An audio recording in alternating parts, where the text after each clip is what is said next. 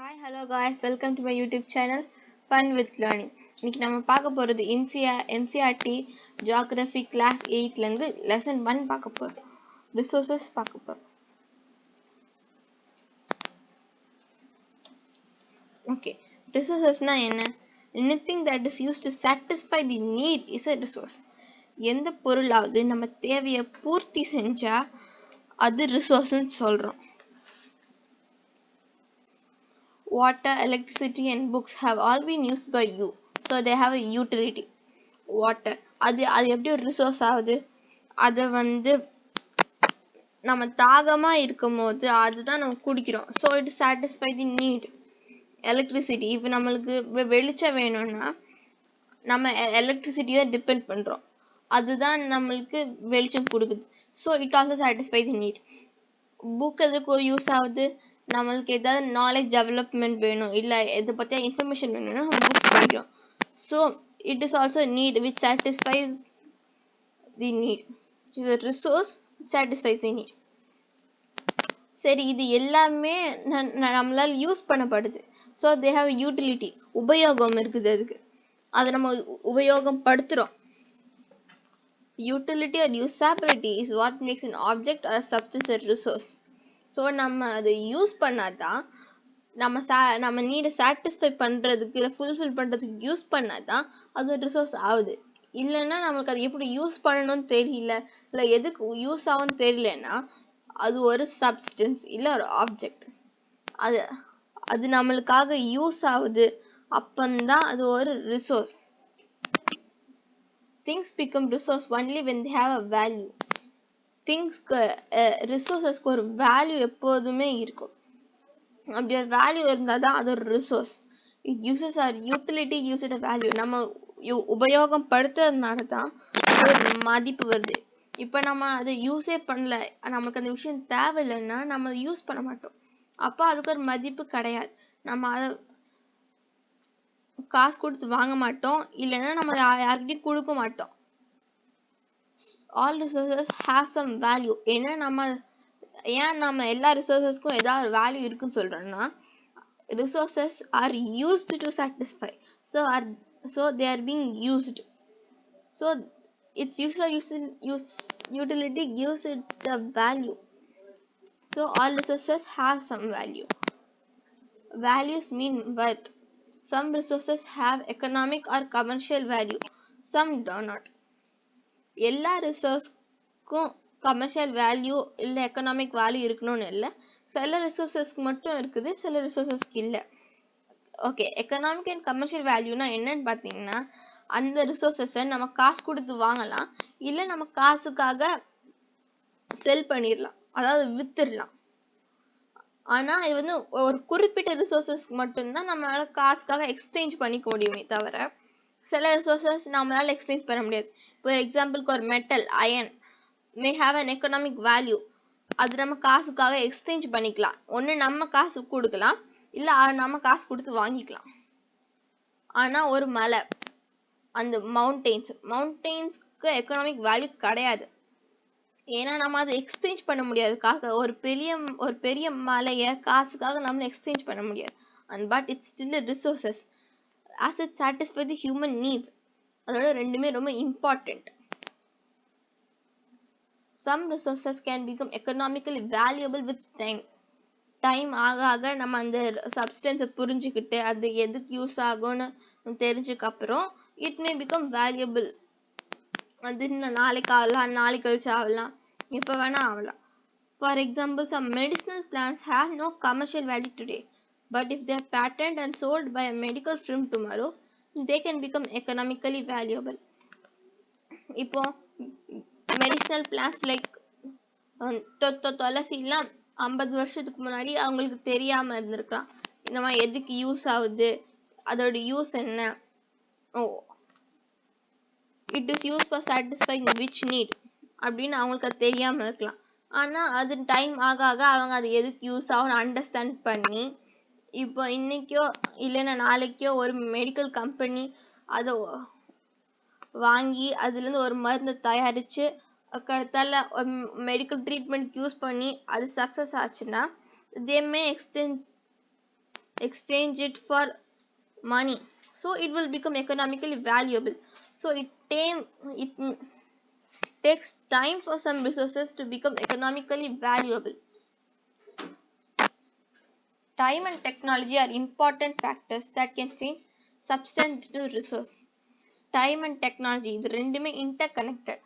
Time தான் ஒரு சப்ஸ்டன்ஸை அது புரிஞ்சு தெரிஞ்சுக்கிறதுக்கு வேணும். டெக்னாலஜி அந்த புரிஞ்சு தெரிஞ்சு ஆப்ஜெக்டை மாடிஃபை பண்ணுறதுக்கு ஹெல்ப் பண்ணும்.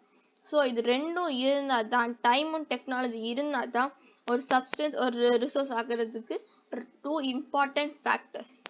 Both are related to human needs of people.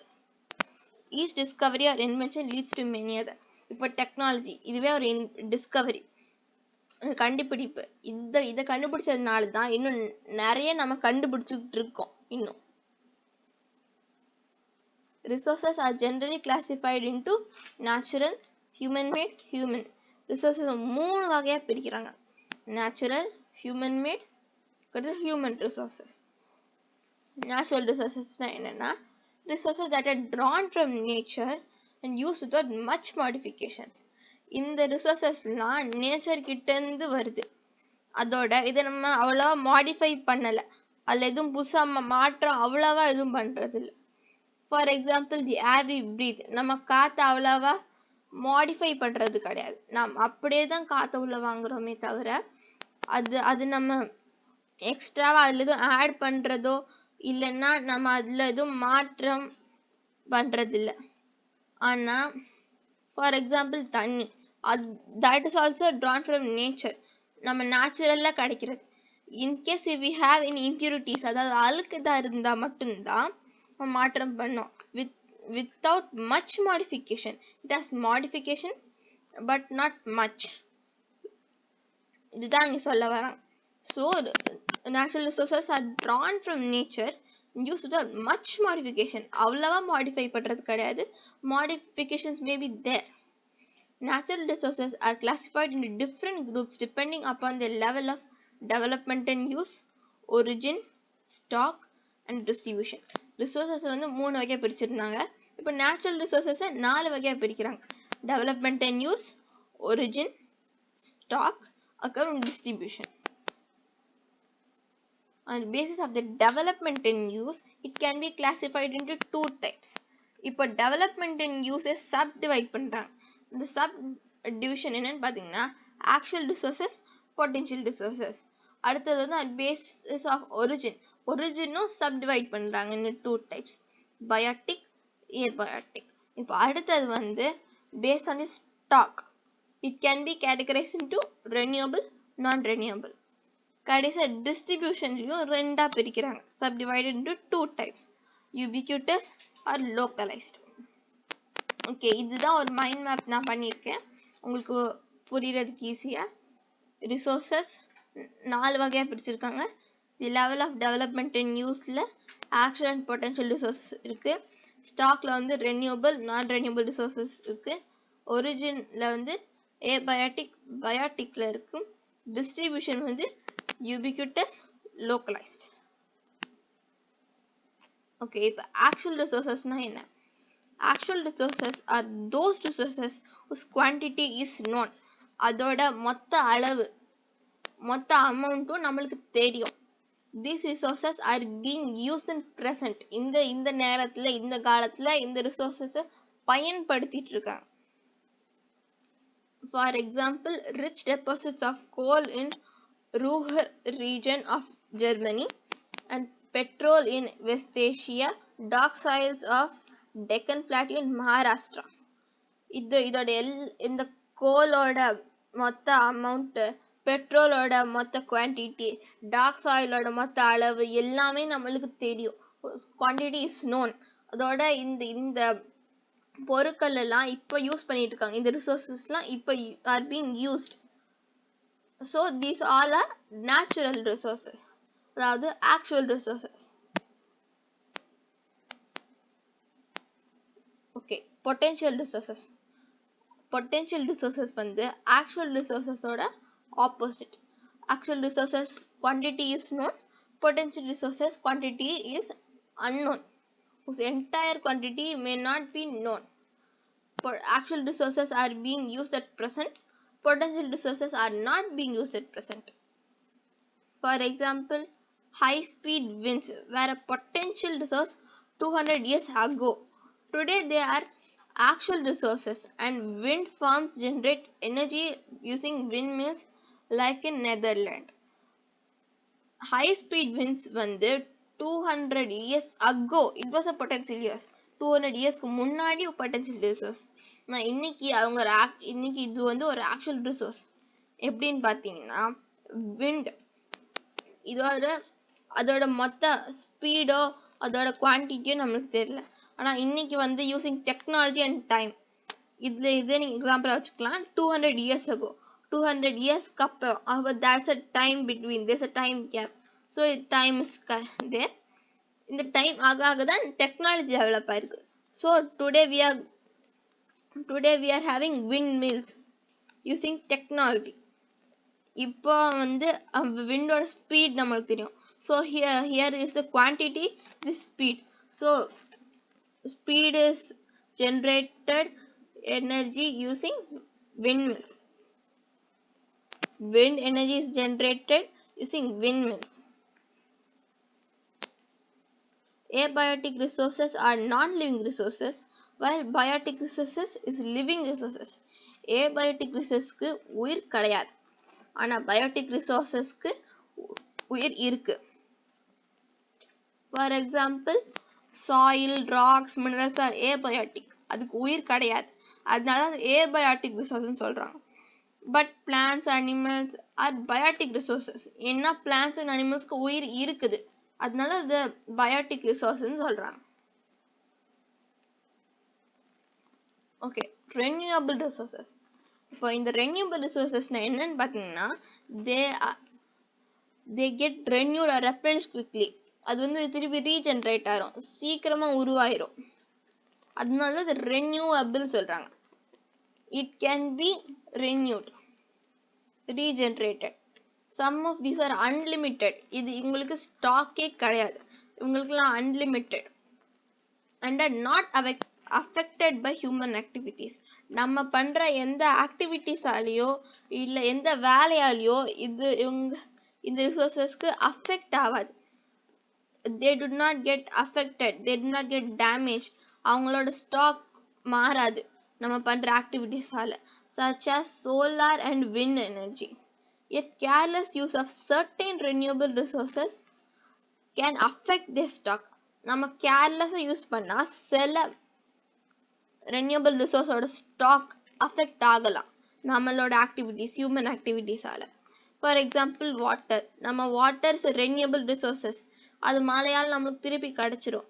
ஆனா நம்ம அதை கேர்லெஸ்ஸா யூஸ் பண்ணோம்னா நம்மளோட ஃபியூச்சர் ஜென்ரேஷனுக்கு அது ரொம்ப நேரம் எடுக்கலாம். அதனால தான் சொல்றாங்க careless use of certain renewable resources. எல்லா ரெனியூவபிள் ரிசோர்சஸ்க்கும் இது அப்ளை ஆகாது. certain renewable resources like water. Non-renewable resources are those resources which have unlimited stock.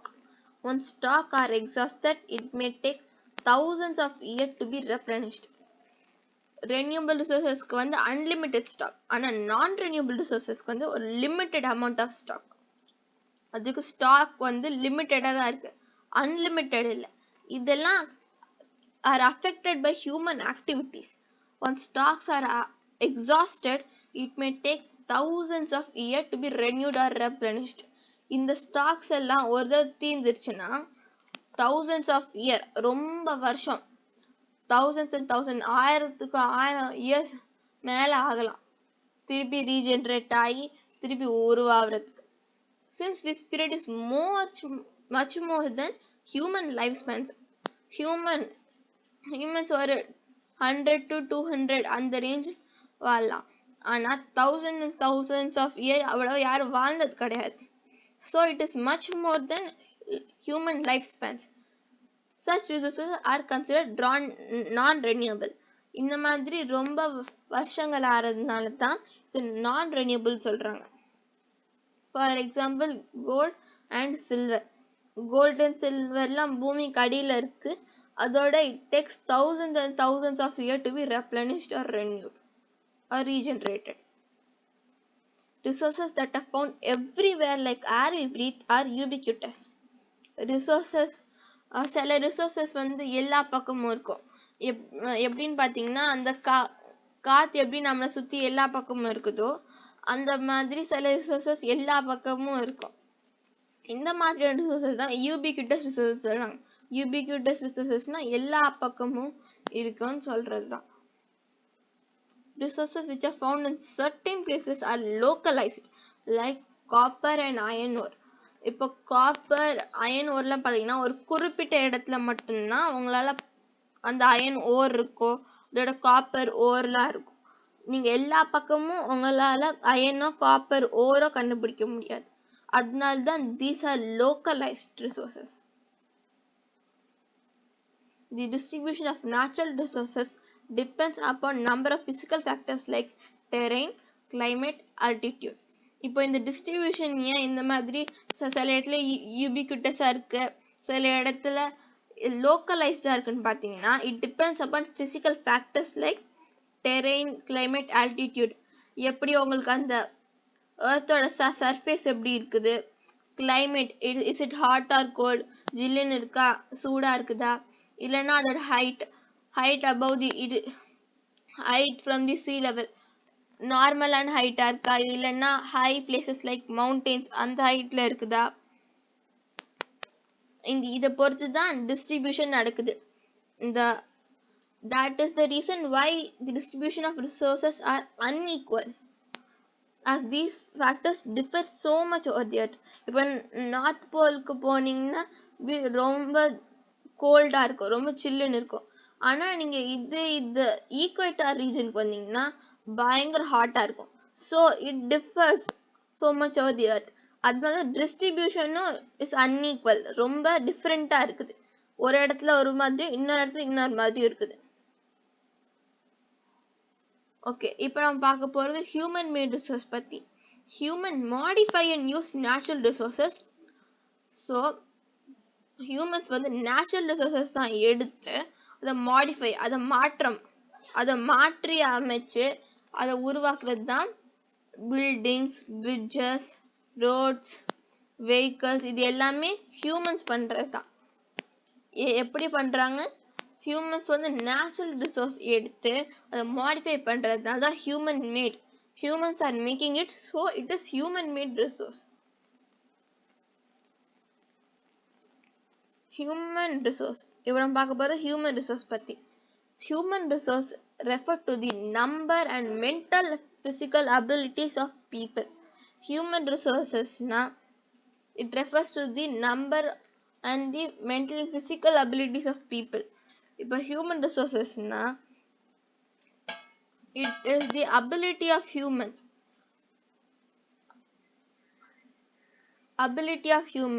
it is their skills which help in transferring a substance into a valuable resource.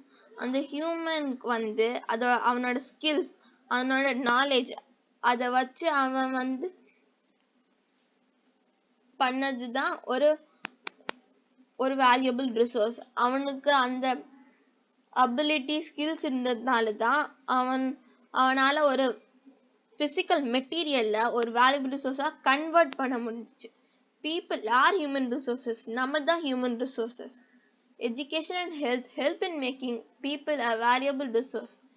Education and health நம்மளுக்கு ஒரு நாலேஜும் நம்மளுக்கு நல்ல ஹெல்த்தியா இருந்தாதான் நம்ம வந்து ஒரு valuable ரிசோர்ஸை உருவாக்க முடியும். இப்போ நம்மளுக்கு அதை பத்தின நாலேஜ் எதுவும் இல்லை, அதை பத்தின அந்த விஷயமே நம்மளுக்கு அந்த பொருளே நம்மளுக்கு தெரியாது, அதை பத்தின இன்ஃபர்மேஷன் நம்மளுக்கு இல்லை, அதோட நம்மளுக்கு உடம்பு சரியில்லை அப்படின்னா நம்மளால we can't do anything.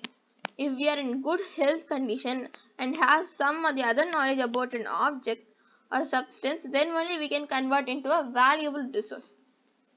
Improving the quality of people's skills so that they are able to create more resources is known as human resource development. இப்போ ஹியூமன்ஸ் ஓட அபிலிட்டியை, ஸ்கில்ஸை இம்ப்ரூவ் பண்றது தான் ஹியூமன் ரிசோர்ஸ் டெவலப்மெண்ட். நம்ம ஹியூமன் ரிசோர்ஸ்னா people. So பீப்புளோட abilities and ஸ்கில்ஸை புரிஞ்சுக்கிட்டு அதை இம்ப்ரூவ் பண்ணுறதுக்காக அவங்களுக்கு ஹெல்ப் பண்ணுறது தான் ஹியூமன் ரிசோர்ஸ் டெவலப்மெண்ட்டுன்னு சொல்கிறாங்க. Using resource carefully and giving them time to get renewed is resource conservation. இப்போ ரிசோர்ஸ்னா என்னன்னு பார்த்துட்டோம், அதோட சப்டிவிஷன்ஸ் அதோட டிவிஷன்ஸ் எல்லாமே பார்த்தோம். ஓகே, இப்போ இந்த ரிசோர்ஸ் எப்படி கன்சர்வ் பண்ணுறதுன்னு பார்த்தீங்கன்னா, அது வந்து கேர்ஃபுல்லாக நமக்கு தேவையான அமௌண்ட் மட்டும் யூஸ் பண்ணிக்கிட்டு அதோட அதுக்கு டைம், அது ரெனியூ ஆகிறதுக்கு, ரெப்ளினிஷ் ஆகிறதுக்கு, ரீஜென்ரேட் ஆகிறதுக்கு டைம் அது கொடுத்தா தான் அது ரெனியூ ஆக முடியும். So this is known as resource conservation. Balancing the need to use resource and carefully utilizing resource so that they, besides meeting the requirements of present, also takes care of future generation is called sustainable development.